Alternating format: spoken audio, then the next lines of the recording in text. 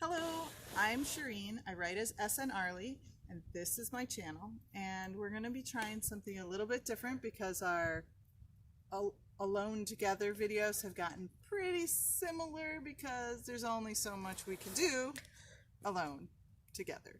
So we're trying something new, and you can let us know what you think and let us know if you have any suggestions. Down in the comments below. Down in the comments below, yes. So I'm here with my child, Furaran, who is going to share one book that they have finished, and not necessarily during quarantine, but possibly, and one book that they have started to read that they would like to share. I finished a book called Esperanza Rising. I don't have it with me, it's somewhere in my room.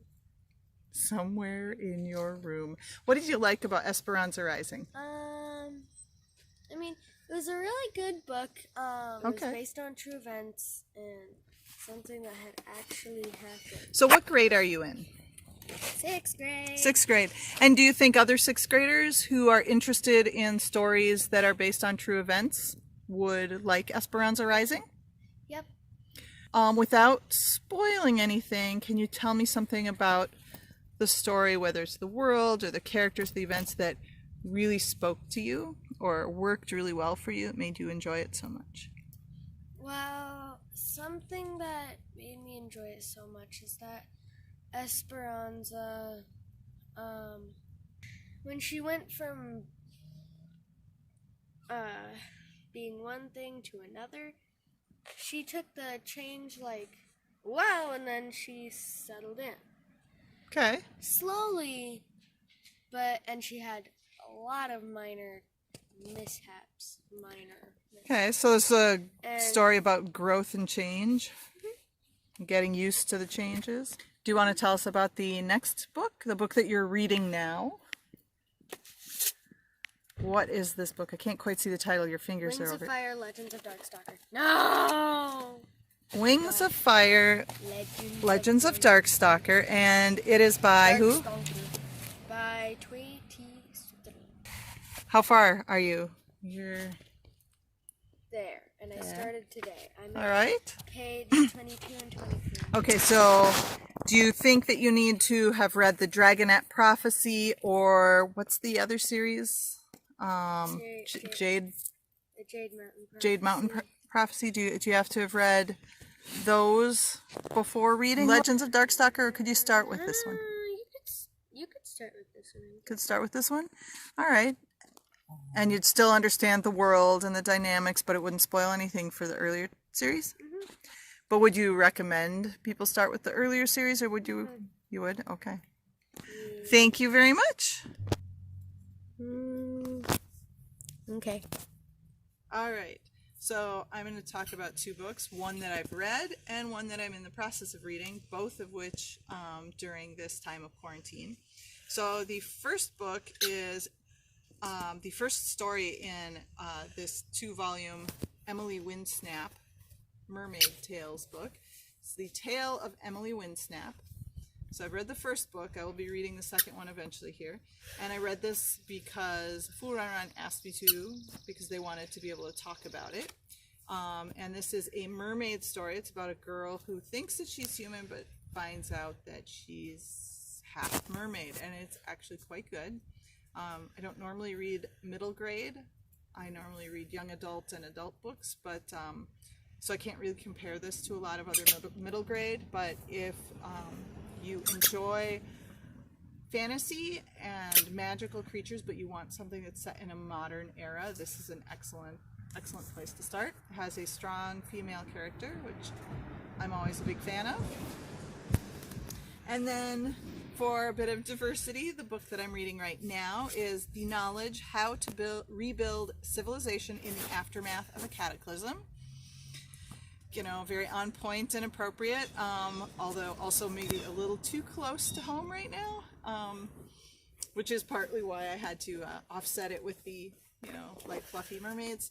But this book is actually doing a really good job walking through the process of rebuilding civilization after a huge traumatic event, and the one that they are happening to favor as the most likely is, in fact, a pandemic. So the first couple chapters, when they're setting up the experiment or the thought experiment that this book embraces, are a little dark because, you know, we're talking about the destruction of civilization and massive loss of life. However, the author manages to make it's not too graphic, and it manages to have a tone that is surprisingly hopeful, because despite the fact that this horrible thing has happened, there is hope for the future. There is a way to recover, and that's actually really quite nice. Now I'm on the process of restarting agriculture and how that would work when we don't have large factories to make our fertilizers, and we will eventually no longer have the machinery to do all of the hard labor that we currently use. And so how does that work? How do we rebuild that? How do we get that back?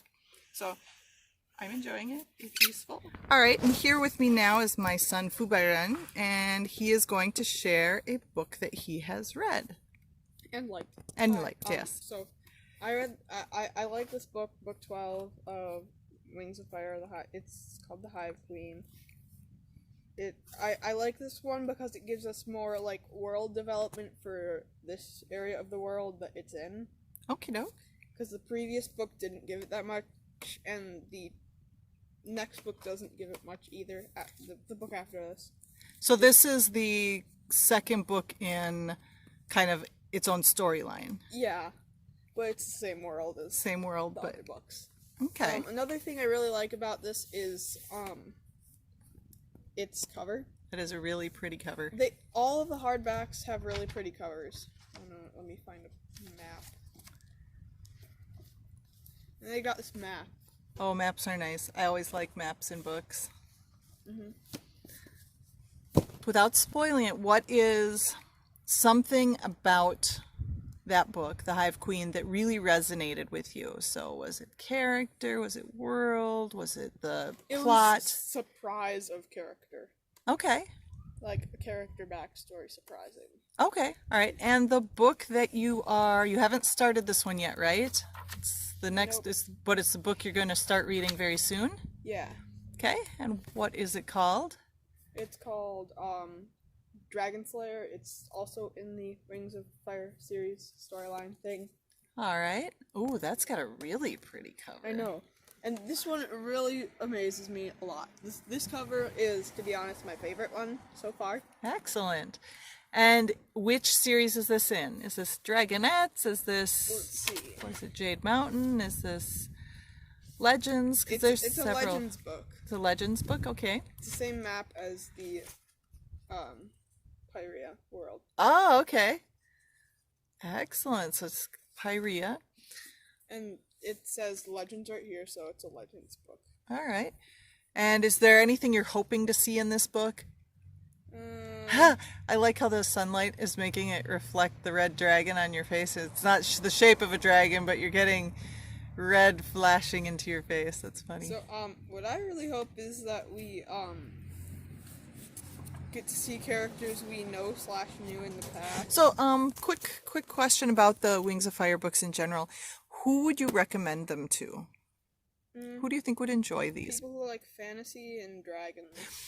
Wings of Fire dragons are, you've read other things with dragons. So, like, Dragon Riders of Pern, those dragons are paired with humans. Yeah. These ones aren't paired with anyone, except that they can talk to each other, but don't understand humans. Okay. And are they good, evil, or a little of both? Both.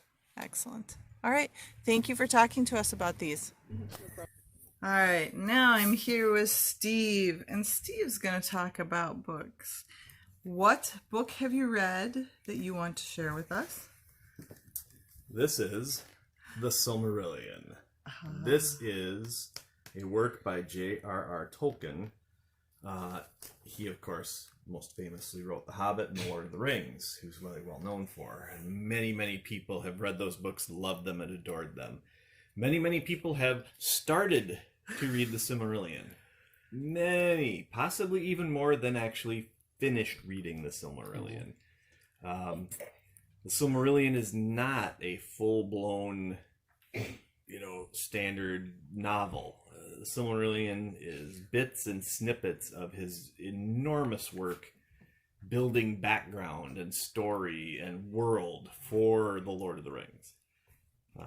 It deals with mainly the first age of Middle-earth. The Lord of the Rings takes place at the end of the Third Age. So we're talking about the creation of the world, the arrival of elves and men into the world, and their trials and tribulations at those early years, and setting up a lot of lore that eventually led to the situation in the Lord of the Rings. And is this an important book for you? It's a very important book for me. It is so full of the world. I mean, it's just when you read a fantasy series and you fall in love with the world, you can't help but eat up just about anything that expands that world, that gives you insight into how that world operates. And that's what the Silmarillion does. And it's, it was published posthumously. It was put together. His son Christopher edited all these snippets and pieces that he found of his father's and kind of compiled this from all of that. So if you try to look at it as being some kind of cohesive story, it falls apart. It really does. It's not that. But if you love the world of Middle-earth and you want to find out more about it, if you want to know why Aragorn was so freakishly awesome, for instance, and all of that, you want to read that. I looked at it as short stories. So, and if I didn't enjoy one, I knew that the next one was going to be different. And there definitely are. I mean, it is. I mean, it's narrative. I mean, it's just not cohesive as one big story. Yep. In general, it follows the struggles of the elves in the first age of Middle-earth against the evil Lord Melkor. He was the original big bad guy of whom Sauron was just a lieutenant back in the day. Excellent. And then what are you reading or planning on reading? So this is It Sounds Familiar by familiar artist to me, by S.N.Arly. It is a follow-up to her first published novel in this world called Something Familiar. This is book 2 in what's going to be a long run of fantastic little stories about a young witch who's finding her familiar cat. Of course, that's what familiar is. Only her familiar is actually a cat that's actually a boy who is a cat. Well, I look forward to hearing how you like it. Yeah, we'll do this again when I'm done. Thank you. You're welcome.